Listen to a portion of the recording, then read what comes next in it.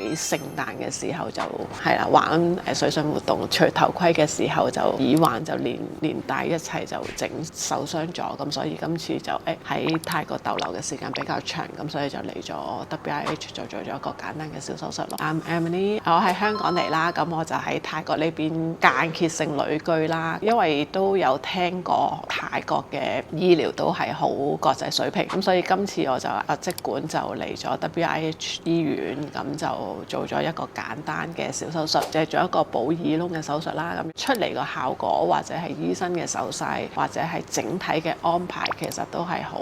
超出預期。醫生嘅手勢啦，或者佢個細心都係好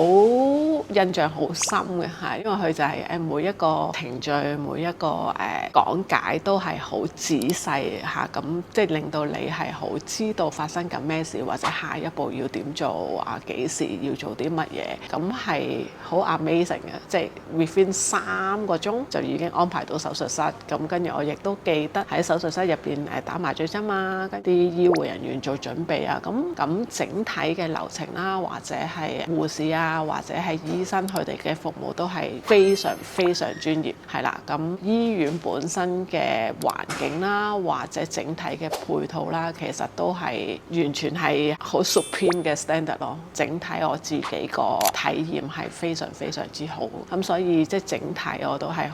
好多謝服務水平同個配套係完全係無與倫比，係啦。